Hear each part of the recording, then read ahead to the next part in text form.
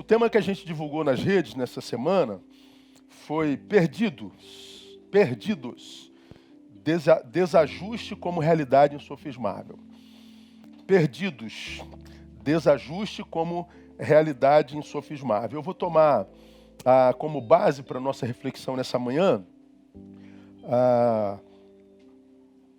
a experiência do filho pródigo. O filho pródigo, você já me ouviu pregar sobre ele várias vezes. O filho pródigo está entre os personagens que eu mais amo na Bíblia Sagrada, por incrível que pareça.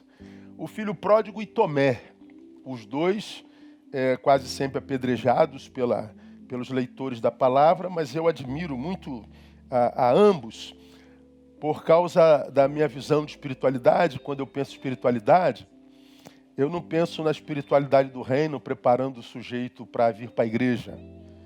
Eu não penso a espiritualidade do reino preparando o sujeito para trabalhar a sua indumentária, tipo de roupa, seu estilo. Eu não consigo entender a espiritualidade do reino como sendo algo que vai mudar só a minha religiosidade, a minha religião. Se eu adorava naquele lugar, agora adoro nesse lugar. Se eu adorava aquele Deus, eu agora adoro esse Deus. Então, para mim, a espiritualidade do reino está para além dessa performance coletiva. A ambiência da igreja, a ambiência do salão de culto. Para mim, a espiritualidade do reino, ela adentra nas entranhas da nossa humanidade, fazendo de nós melhores seres humanos. E por que eu acredito assim? Porque se eu me encontrei com Cristo, à luz da palavra eu me encontrei com um caminho que leva ao Pai. Ele quem disse, ninguém vem ao Pai senão por mim. E por que senão por Ele? Porque Ele disse, eu sou o caminho. Então, quando eu me encontro com Jesus, eu não cheguei no lugar onde deveria. Quando eu me encontro com Jesus, eu encontrei o caminho pelo qual eu vou. Jesus é o caminho, Ele não é o destino final. Então, quando eu me encontro com Jesus, eu não cheguei, eu iniciei. Então, é uma nova jornada no novo caminho, é conversão. Eu estava num caminho outro, me encontrei com Jesus, abro mão desse outro caminho e sigo o caminho que é Jesus. E quando eu olho para esse caminho chamado Jesus de Nazaré, eu já sei que o meu destino eterno está resolvido. Então eu já sei onde é que eu vou dar. Que é na eternidade com o Pai. Então eu esqueço a eternidade, porque já está resolvido isso. Eu estou num caminho que, se permanecer nele, eu não me perco. E o destino desse caminho já está pronto. Por que eu vou me preocupar com a eternidade se já está resolvido? Não, se eu não tenho medo do inferno, não, eu estou num caminho que não vai dar lá de jeito nenhum. Mesmo que eu queira ir para lá, se eu estiver num caminho Jesus, eu não vou dar lá. E se eu estiver num caminho Jesus, eu vou dar na eternidade com o Pai e acabou. Então, o que eu entendo como a espiritualidade do reino? A espiritualidade do reino, ela define a nossa eternidade, o nosso destino final. E uma vez que isso está destinado, a gente perde o medo de caminhar nesse caminho. A gente caminha com um pouco mais de paz, com aquela paz que excede todo entendimento que Ele promete na sua palavra. A gente caminha com um pouco mais de tranquilidade. A gente caminha com um pouco menos de preocupação, pelo menos com a eternidade. A gente caminha sabendo que se a gente está no caminho, o maligno não toca mais, então não tem que pensar nele. A gente sabe que a eternidade está resolvida, a gente não tem que preocupar com isso. Então a gente só tem que se preocupar e andar no caminho do Senhor. A gente só precisa andar na presença do Senhor. Só isso. Cuidando da nossa vida. Não é? Então, se a gente faz isso, eu acho que nós cumprimos a missão. Então, a espiritualidade do reino, para mim, ela me capacita para o caminho, ou seja, ela me capacita para o dia a dia. Ela me capacita para que eu não me auto-sabote e pule fora desse caminho. Para que eu não seja o diabo de mim mesmo e desista do caminho por causa de meninice, por causa de mimimi, por causa de vitimismo, de coitadismo. O Evangelho me capacita para que eu não atrapalhe a obra que Deus quer fazer na minha vida no caminho. A vida no Evangelho é uma vida ajustada. E quando eu olho para a família do filho pródigo, eu vejo dois filhos perdidos. Perdidos. E vejo o desajuste como uma realidade inquestionável, insofismável naquele lugar. Você conhece a história do filho pródigo? Eu não vou ler o texto todo. O menino cresce e diz assim: pai, me dá parte da herança que me cabe, que eu vou embora. O pai dá a herança dele. Diz o texto, ele vai viver dissolutamente. Quebrou a cara, não estava pronto para a liberdade. Acabou o dinheiro. Começou a passar fome, não arrumava emprego. Foi trabalhar numa fazenda de porcos, mas não tinha salário. Ele foi trabalhar com os porcos para poder comer o que os porcos comiam. E quando ele está no meio dos porcos, ou seja, no chiqueiro, vivendo literalmente uma porcaria de vida, diz a palavra de forma emblemática, caindo porém em si. Ele cai em si quando ele percebe a besteira que ele fez com a vida dele. Quando ele percebe a desgraça que fez consigo mesmo. E aí ele cai em si e diz assim: meu Deus, quantos empregados de meu pai nessa hora estão numa cama quentinha, na sua casa, bonitinho, alimentado, as crianças já devem estar dormindo. São empregados de meu pai e eu estou aqui, dentro desse chiqueiro, alimentado de alfarroba, de lavagem, a palavra é essa, em companhia de porcos. Aí esse moleque que teve coragem para fazer a besteira, ele tem coragem para dizer: levantar-me-ei, irei ter com meu pai, dizer: pequei contra o céu perante ti, já não sou digno de ser chamado seu filho, me faz aí um de seus empregados. Por que eu amo esse moleque? Porque ele teve coragem para fazer a besteira e teve coragem para consertar a besteira que fez. Muitos de nós têm coragem para fazer a besteira, porque no processo da besteira nós temos prazer, mas quando a gente vai parar numa porcaria de vida, a gente não tem humildade, nem hombridade para se levantar e pedir perdão. Prefere viver na mediocridade. Eu gosto desse moleque porque ele faz a besteira por burrice, por infantilidade, por imaturidade, mas na dor ele cresce, vira homem. Ele diz: como homem eu volto e peço perdão. E teve a vida dele reconciliada. Só que o problema da família não acaba aí. Tem um filho mais velho. O filho mais velho está no campo, quando volta tem uma celebração na casa. E ele chama um empregado: o que está acontecendo lá na fazenda? Pô, teu irmão voltou, você não sabe? Teu pai mandou matar o bezerro cevada, tal, para comemorar a festa dele.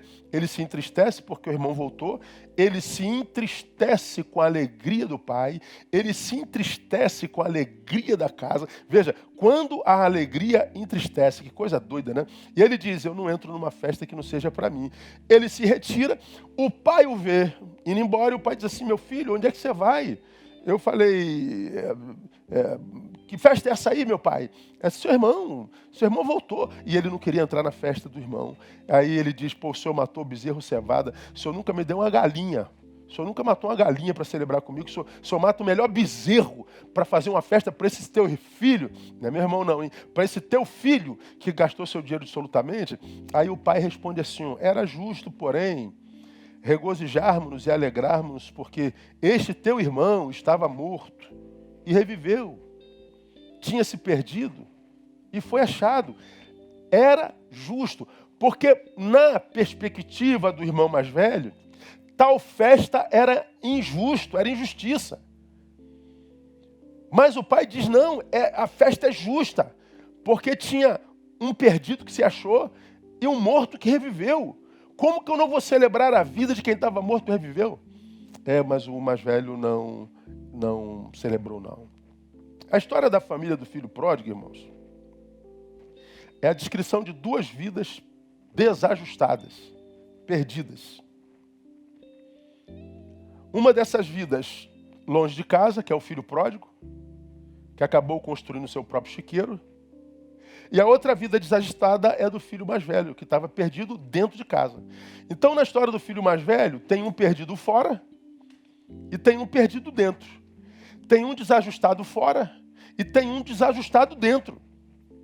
Então, eu e você, nós, podemos viver um desajuste existencial, nós podemos estar perdidos na história, estando dentro da casa do Pai e longe da casa do Pai.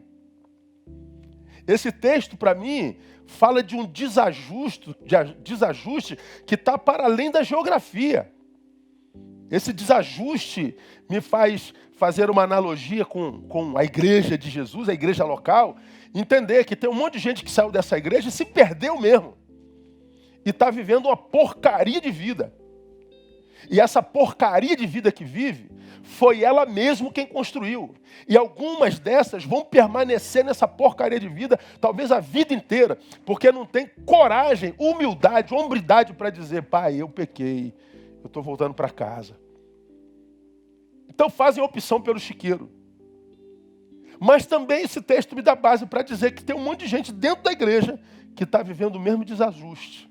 Está perdido. Que não consegue se alegrar com a alegria do irmão. Que não consegue se alegrar com a vitória do irmão. É gente que se entristece com alegria, cara. Isso é muito profundo para mim. E como é comum a gente achar gente que se entristece com a nossa alegria. Fala a verdade, irmão. Como tem gente que se incomoda com a tua alegria, que se incomoda com a tua prosperidade, que se incomoda com o fato de você estar bem. Quanta gente que inventa história para dizer, mas também ele está assim por quê? Ela está assim por quê? Não, está assim porque trabalhou, irmão. Está assim porque mereceu. Está assim porque fez por merecer. Como eu tenho dito, cada um de nós está exatamente onde merece. Cada um de nós está exatamente onde merece. Como eu já ensinei a vocês, a bênção de Deus não está no lugar onde a gente está, mas como a gente chegou lá. Então tem gente que está vivendo uma porcaria de vida e merece tal porcaria de vida porque construiu essa porcaria. Tem gente que não está nessa porcaria porque quando esteve lá, amadureceu e voltou para o Pai. Então é questão de postura diante da vida e postura diante do mundo. E é para essa postura que eu acredito que o Evangelho nos foi legado, para me capacitar para passar pelo caminho, sem que eu me auto-sabote e faça o que o filho pródigo na sua imaturidade fez consigo mesmo e que o filho mais velho na sua imaturidade fez consigo mesmo. Então, na história do filho pródigo, nós temos duas vidas perdidas, duas vidas desajustadas, uma vida fora e uma vida dentro. Agora, por que eu digo que essas vidas estavam desajustadas? A diferença delas era a geografia. Uma estava lá fora, a outra estava aqui dentro. Mas a condição era a mesma. E por que a gente vive desajustes como esse? Eles estavam perdidos e desajustados porque eles estavam longe da comunhão com o Pai e com o outro, com o irmão. Longe da comunhão com o Pai e longe da comunhão com o irmão. Porque, veja, o filho chega perto do pai e diz, eu quero meu dinheiro, estou indo embora. Ele está diante do pai, que pode ser a representatividade de Deus, e diz assim, pai, eu sei quem tu és. Eu sei o que é o Senhor, mas eu não quero mais o que é o Senhor. Eu quero o que tem o Senhor. Me dá meu dinheiro. E eu pego o meu dinheiro e me afasto do pai. Eu pego a bênção da prosperidade e me afasto do pai. Não preciso de vida espiritual, não preciso de pai, não preciso de Deus, não preciso de nada. Vai embora. E o que eu acho lindo nisso, irmão, é que o pai ou Deus permite. Eu gosto dessa história, você já me viu falar sobre ela, na parábola da ovelha perdida. O pastor vai buscar a ovelha perdida. Coloca no ombro e volta, né? Na parábola do filho pródigo, o pai não vai buscar o filho.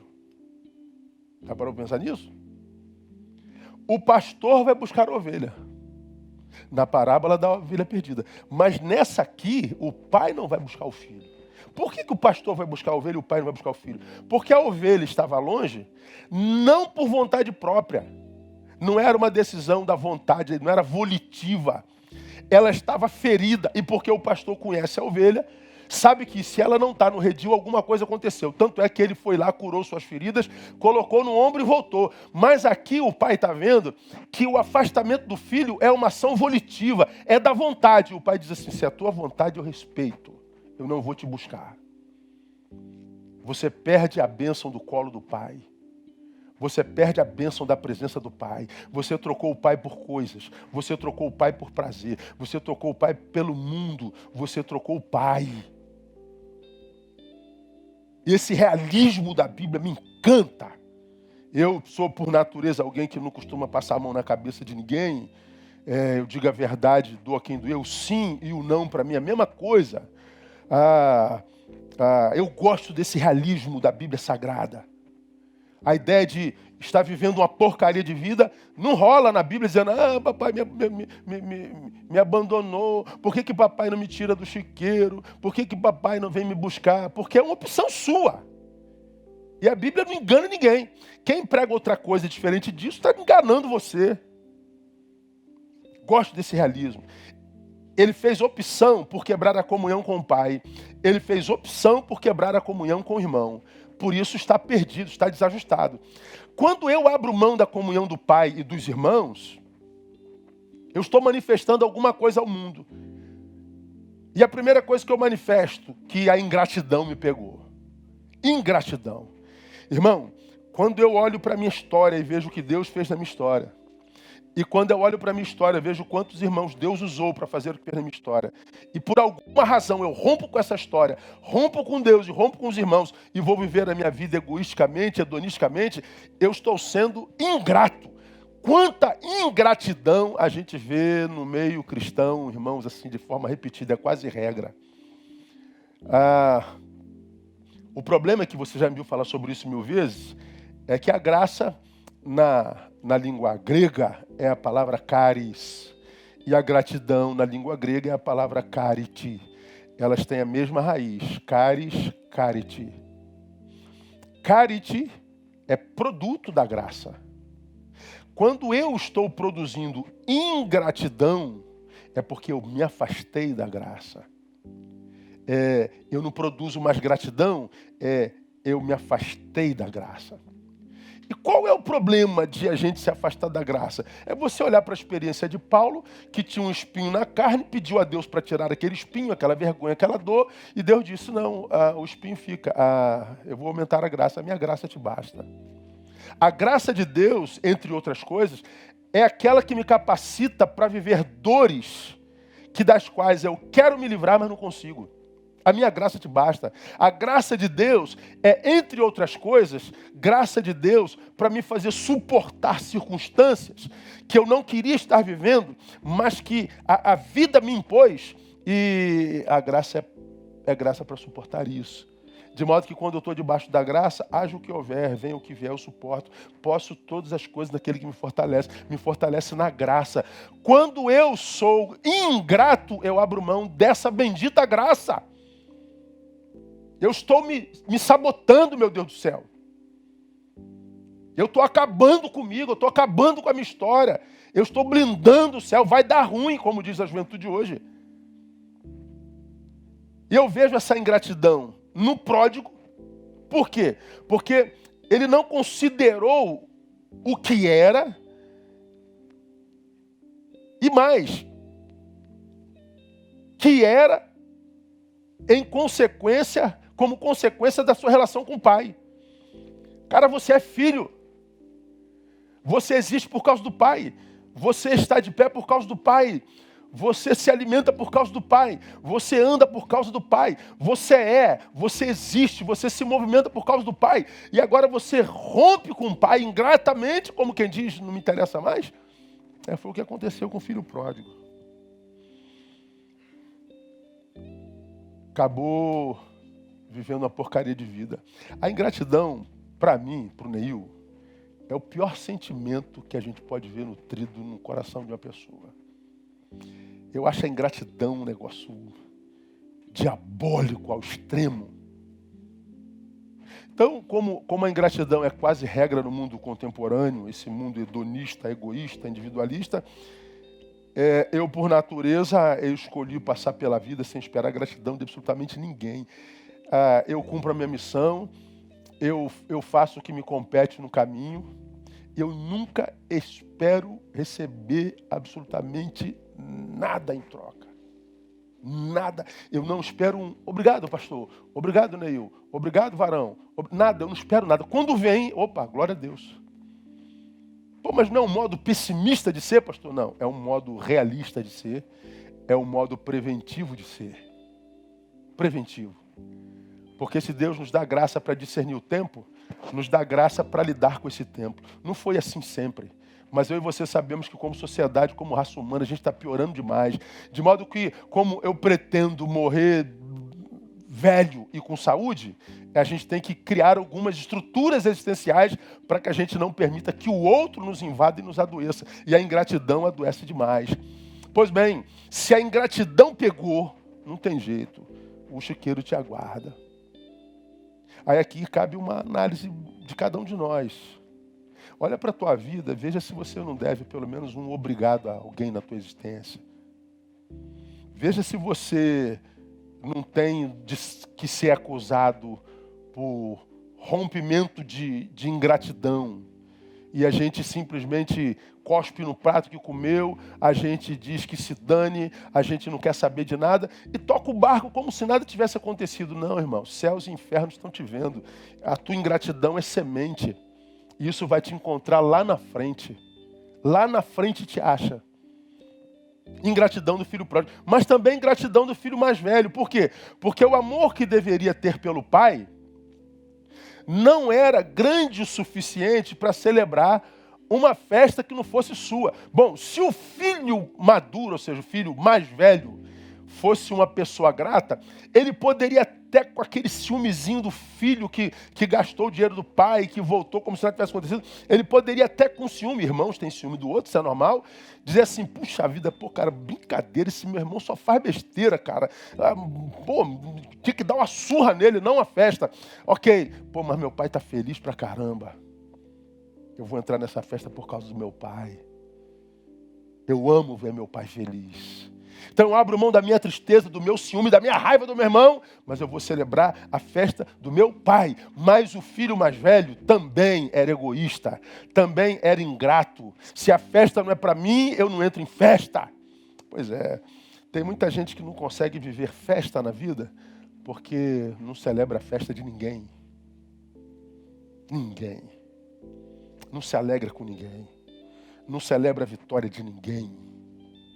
De ninguém. E enquanto você não aprender a celebrar a festa dos outros, talvez você não tenha uma festa para si. Guarda isso no teu coração. E por que que eu acho que os meninos estavam longe da comunhão do pai e com o irmão? E o que isso significa? Significa não só ingratidão, mas perceba, significa falta de amor próprio. Como você já me ouviu falar 1000 vezes, para mim esse amor é o mais importante de todos. Porque a Bíblia diz que eu devo amar o meu próximo como a mim mesmo. Se eu não me amo, eu não amo o próximo. Se eu não me amo e nem amo o próximo, eu não posso ser alvo do amor do Pai. Não é possível que eu seja alvo do amor do Pai e não consiga me amar e amar meu irmão. Então, se o Pai, de fato, me alcançou com seu amor e eu fui alcançado com o amor do Pai, é claro que eu vou me amar e porque me amo, eu posso amar o outro. Então, se eu não me amo, eu preciso de conserto. Essa falta de amor próprio é danoso. E a gente vê essa falta de amor próprio no filho pródigo. Por quê? Porque imaginou-se capaz de gerir a própria vida longe da bênção do pai. Gente assim só aprende na dor mesmo, nos chiqueiros da vida. Porque imaginar que eu não preciso do pai, ainda mais quando a gente está diante de João 15:15, onde o Senhor diz assim, sem mim, nada podeis fazer. E esse nada podeis fazer, não é que eu não possa realizar. Claro que eu posso. Eu posso, sem Deus, abrir a minha garrafa d'água. Se é que eu faço isso sem Deus, né? Vamos imaginar, eu não acredito em Deus, não quero saber de Deus, morro a Deus. Eu consigo encher meu copo de água e consigo beber uma aguinha. Como é que sem mim nada podeis fazer? Pois é, não é disso que o Senhor está falando, não. Esse texto diz que você vai trabalhar, realizar, mas nunca vai sentir-se realizado, pleno. Porque a plenitude só nele. Sem mim, nada podeis fazer que os realize. Que lhes faça sentir pleno, absoluto. Então o moleque, ele foi alguém que demonstrou profunda falta de amor próprio, porque ele diz, eu não preciso de Deus. Estava vendo um filósofo badalado aí no Brasil, num vídeo dizendo por que ele é ateu. Aí diz que já foi daqui, já foi da igreja tal, mas eu nunca vi um ateu tão religioso, tão envolvido com as coisas da religião, da Bíblia, da arte e de tudo mais. E digo mais, você imagina que num mundo tão exibicionista como o nosso, tão narcisista, uma pessoa que se disse ateu a vida inteira e que foi badalado por isso, se viesse a crer, iria dizer que agora crê? Ele seria estraçalhado. Eu garanto a você que tem um monte de gente que crê, mas se esconde atrás do não crer para vender imagem de intelectual. Eu conheço um monte de gente que se diz ateu e quando a corda aperta busca conselho em gente que crê e cuja fé é tida como fé equilibrada. Imaginar que a gente pode gerir a própria vida longe da bênção do Pai é falta de amor próprio. Mas eu vejo essa falta de amor próprio também no mais velho. Por quê? Porque ele não enxergava a pobreza pela qual passou quando da ausência do irmão. Se o irmão que dividia os afazeres da fazenda com ele foi embora, os afazeres dele multiplicou. De modo que quando o irmão vai embora, o meu tempo é regredido. O meu esforço é aumentado. O meu cansaço aumenta. Gente que não consegue perceber que existem algumas pessoas das quais a gente jamais deveria se afastar. Porque a gente empobrece literalmente. Afastar-se de algumas pessoas muitas vezes se traduz na mais profunda comprovação de ausência de amor próprio. E aí, o filho mais velho não percebe o quanto ele empobreceu com a ausência do irmão, de modo que o irmão vai embora e ele ainda celebra. Ô Jesus, dá vitória ao teu servo. Como isso se repete, né? Como é que nesse tempo a gente vê tanta gente se afastando de gente que eu chamo de fonte, você me vê falar isso o tempo todo, para se aliar com gente que não tem nada para contribuir, nada, meu irmão. Gente que a gente analisa, cara, eu vou viver sozinho, eu vou viver com meu cachorro e meu gato. Porque meu cachorro, meu gato, toda vez que eu estou com eles me enriquecem de alguma forma. Quem tem cachorro sabe o que eu estou falando. Como que um cachorrinho abençoa a gente, né, irmão? Como que ele nos capacita para exercitarmos amor? Como nós nos sentimos amados? Como nós nos sentimos bem acompanhados quando nós estamos com ele? Agora tem pessoas, irmãos, que são companhias absolutamente tóxicas, absolutamente desnecessárias, absolutamente corrompedoras, absolutamente adoecedoras, e a gente se abraça esse tipo de gente e se afasta de gente fonte. Por quê? Talvez porque a gente esteja vivendo errado e a pessoa fonte diz, está errado. E a gente diz que você está querendo quebrar o meu barato, você está querendo roubar a minha alegria. Não, eu só estou tentando te livrar da dor e da perda de tempo. Pelo menos é a minha função como pastor. Lembra que no dia do pastor, eu fazendo alusão de Zé Machado, falei que o pastor é o que acende a luz. O pastor aperta o interruptor. A gente acende a luz porque quando acaba a luz em casa, à noite, a gente mora naquela casa há 30 anos e na sala tem a mesinha de centro. Mesmo morando ali há 30 anos, sem luz, a gente bate com a canela na mesa de centro. Pô, Neu, tu não sabe que essa mesa está há 30 anos? Sei, mas está sem luz, a gente bate assim mesmo. A gente calculou errado, né? O corredorzinho é desse tamanho. Não, já passou. Pum, bate na canela. Pois é, o pastor ele acende a luz. Quando eu prego assim, muitas vezes efusivamente, mas com verdade, você ouve daí a proporção do lugar onde você está. Agora, toda vez que a gente fala, é só para apertar o interruptor. Olha o que você está fazendo com você. Você está se afastando da comunhão do Pai. Você está afastando-se dos irmãos. Você está se afastando do altar. Você está se envolvendo com gente que não contribui em nada. Com gente que te afasta de Deus. Com gente que só alimenta o bicho que há em você. Com gente que só alimenta essa carne que te afasta de Deus, mas você não se alimenta com gente que alimenta a tua alma, com gente que pega na tua mão e te devolve ao altar, com gente que pega na tua mão e que bota o dedo na tua cara e diz, o teu lugar não é aqui, é ali, na presença do Pai. Essa gente, a gente não deve se afastar dela jamais. Tem que morrer na presença dela. Porque são elas que nos ajudam a manutenir a nossa melhor versão. Por que que eles estavam desajustados com a vida? Porque estavam longe da comunhão com o Pai e longe da comunhão com o irmão. E o que isso quer dizer? Que certamente sofreram uma evidente desconfiguração. Os dois. Por quê? Porque no reino de Deus, família vem sempre em primeiro lugar, precede a tudo. O filho mais novo vai embora, abrindo mão de família, e o filho mais velho não entra na festa da família, porque a festa não era para ele. Então, quando a tua família, irmão, já não é prioridade, você já está sendo desconfigurado. Tem jeito. Como eu já disse num culto de família aqui na igreja, mente quem diz ser fácil viver em família. Não é fácil, não.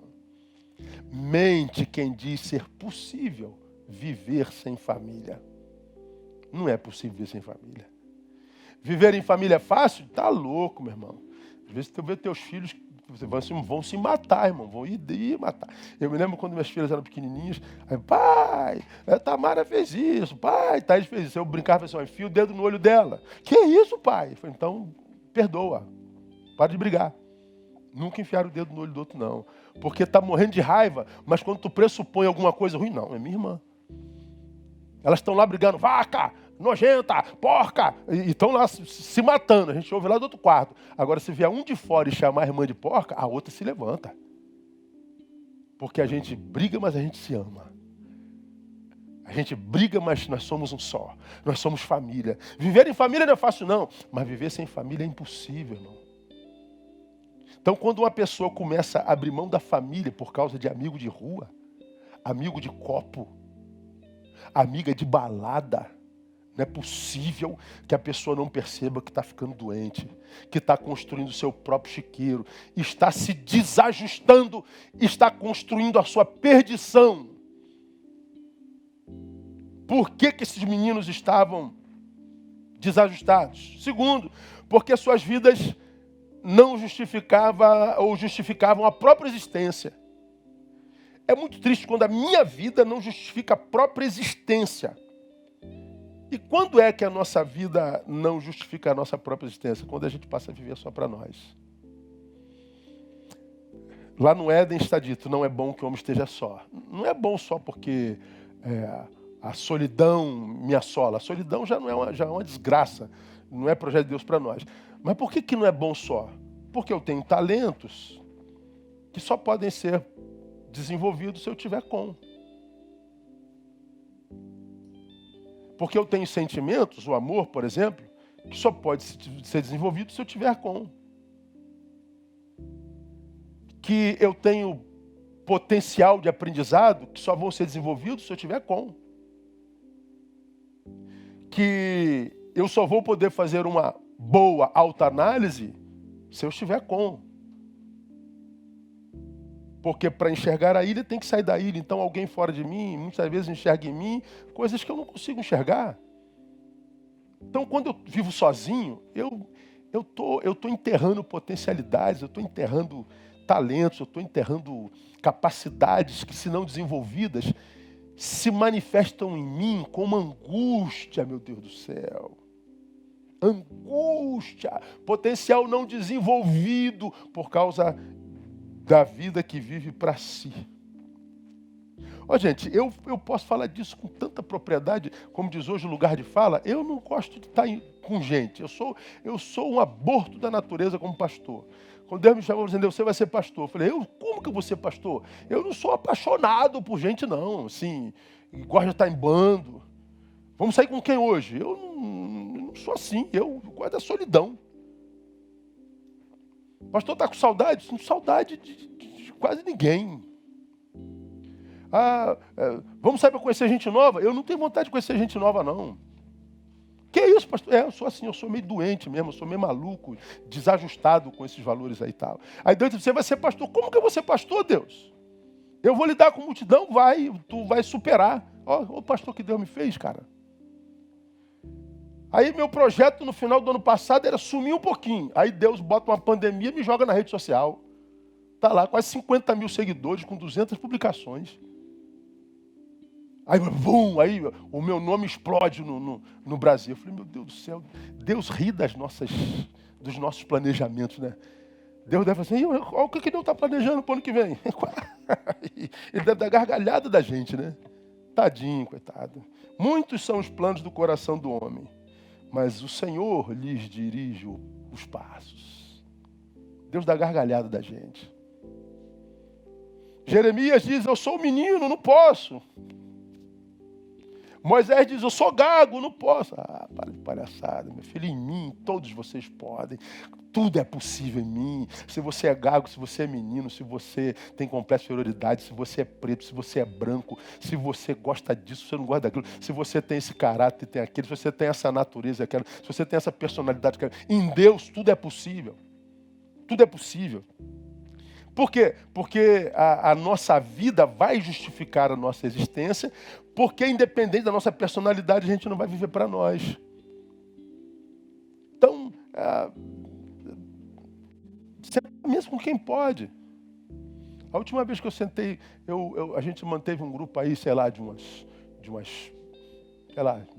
12 pessoas, 6, 7 casais, assim, constantemente. Eu falei, vamos ficar por aqui. Isso aqui é de vocês. No dia que vocês publicarem alguma coisa, acabou. Aí um não resistiu, publicou. Eu falei, acabou, a nossa reunião acabou. Pô, desculpa, pastor. Está desculpado, mas não dá não. Eu não dou a quem está sentado a mesa o mesmo que eu dou à multidão.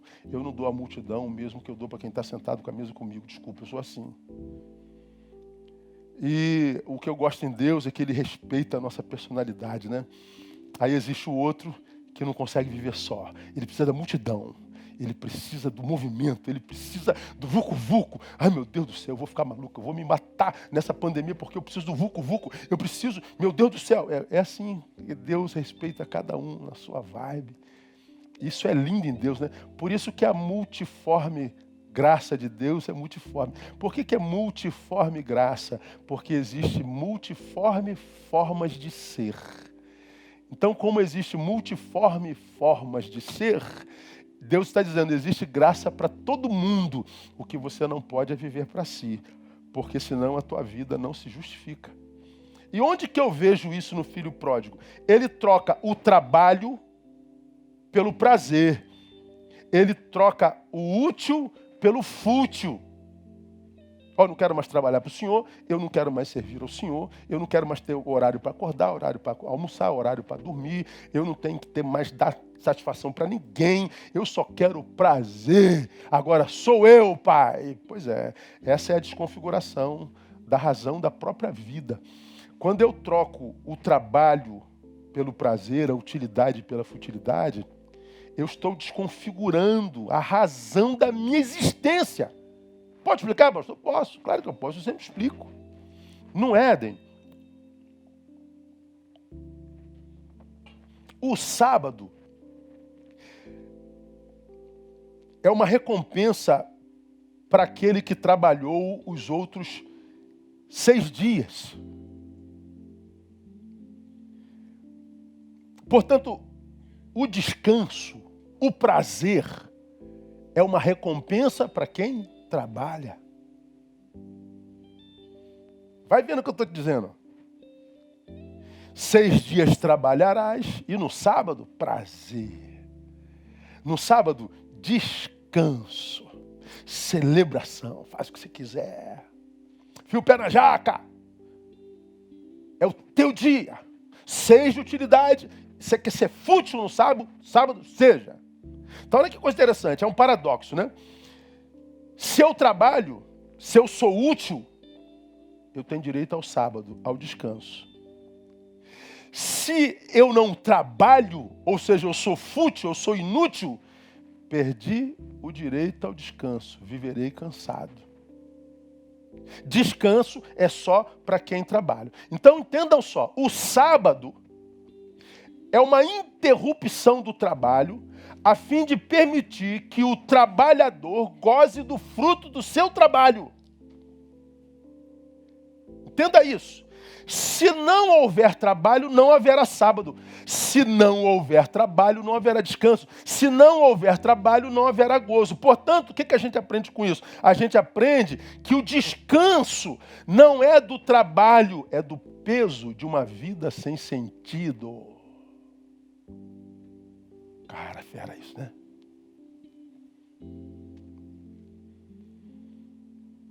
Vida sem sentido é a que existe só para si. Rapaz, como é que isso aqui é forte, hein? Trabalhei de segunda-feira a sexta, descanso sábado. Também. Mas não é disso que o texto está falando, não. Não trabalhei de segunda a sexta. Fui um inútil, fui um fútil. Então não vou conseguir descansar sábado. Mas não tem nem do que descansar, fui fútil. Não fazer nada cansa. A inutilidade cansa.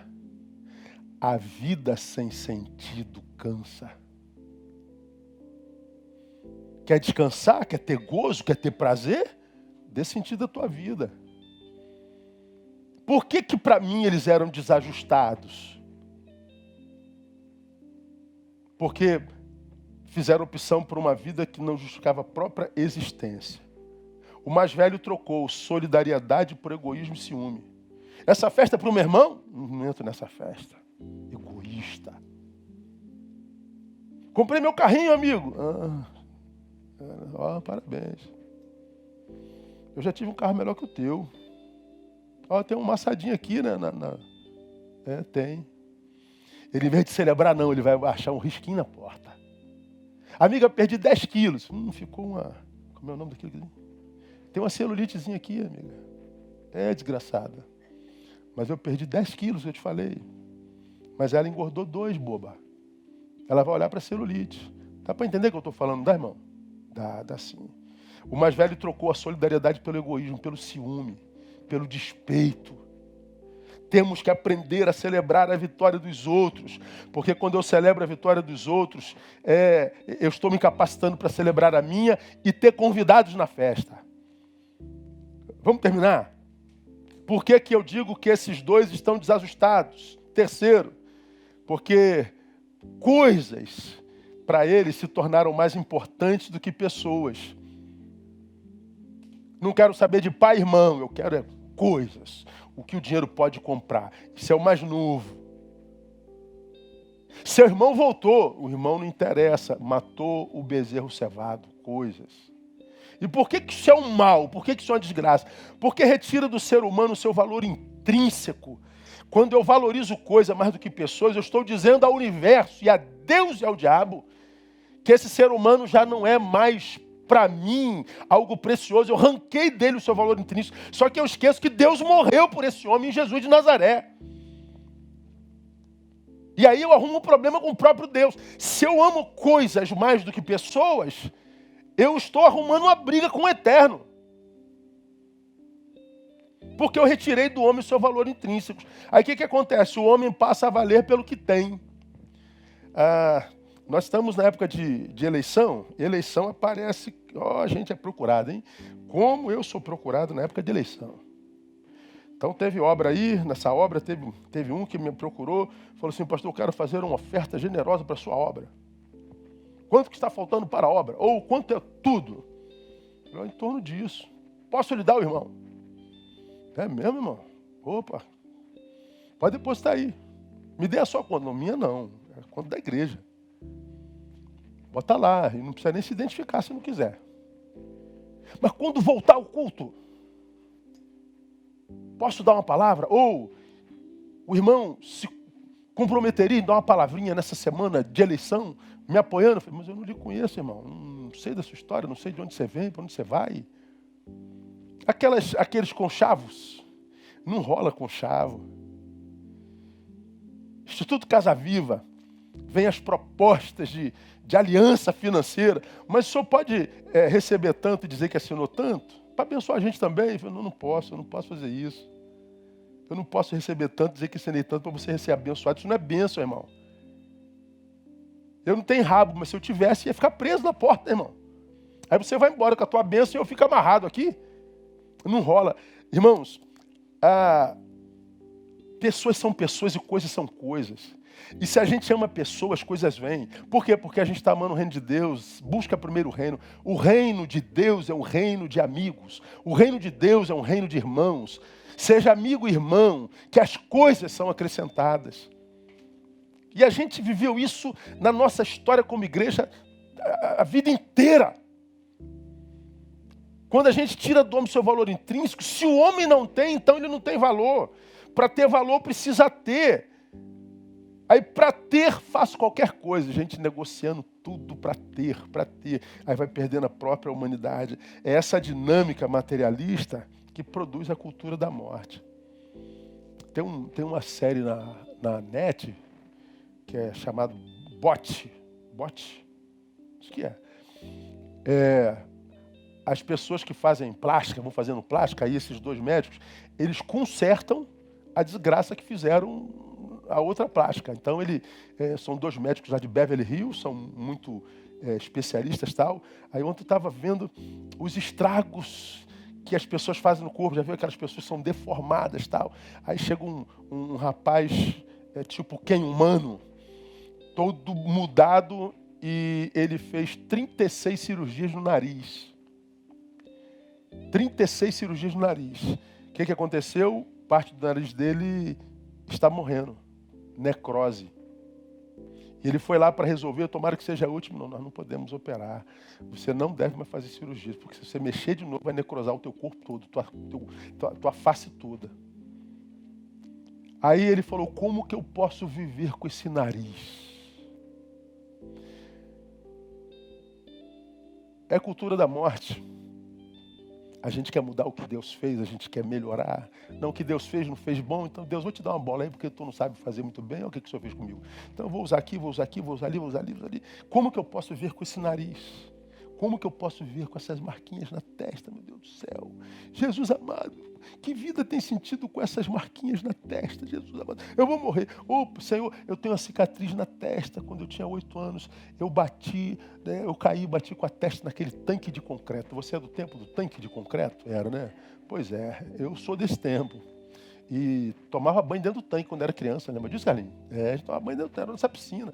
Eu caí e bati com a testa no tanque, aqui, ó, carrego isso a vida inteira. Como que eu vou viver com essa cicatriz, Jesus amado? Jesus, como é que eu vou viver com esse barrigão, meu Deus do céu? Jesus, tem misericórdia, tem compaixão. Pois é, coisas, vaidade. A vida está para além disso, irmão. E quando a gente busca o Pai para ter dinheiro, para ter coisas, quando a gente briga com o Pai porque o Pai matou o bezerro cevado, coisas, a gente está desmerecendo pessoas, e quando a gente desmerece pessoas, a gente arruma uma briga com o Todo-Poderoso.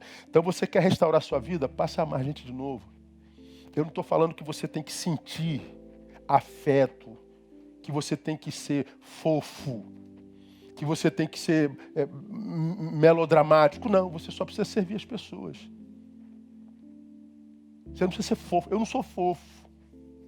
Eu não sou melodrama, eu não choro à toa. Eu não sou beijoqueiro. Eu sou assim. Mas seja amar de outra forma. Eu amo do meu jeito. Ame do teu jeito, irmão. Você não precisa ser como aquele teu irmão, que é caloroso, que abraça, que adora beijo, que é um negócio melodramático e que puxa a vida. Que coisa linda isso, mas você não é assim. Ama do teu jeito, seja você. E seja você com excelência, e seja você sem culpa. Mas não se entregue a essa inutilidade, essa futilidade, essa forma idiota de ser, exibicionista, mas sem sentido. E não seja um desajustado existencial. Vamos terminar. Por que eles eram desajustados? Estavam perto do Pai, mas não conseguiam desfrutar da sua alegria. Mas é claro, a alegria do Pai é só para filhos que o conhecem em intimidade e não para quem só trabalha para Ele. Tem um monte de crente que só trabalha para Deus, mas não tem intimidade com Ele. Vive na igreja o tempo todo. Vive de gravata, terno, tem o evangeliquez na língua, tem os trejeitos cristãos. Trabalha a beça, mas não tem intimidade com Ele. O filho mais velho está com o pai há mais tempo que o filho mais novo, óbvio. Nunca foi embora como o filho mais novo. Então tem muito mais tempo com o pai, mas nunca desfrutou da intimidade e da alegria do pai.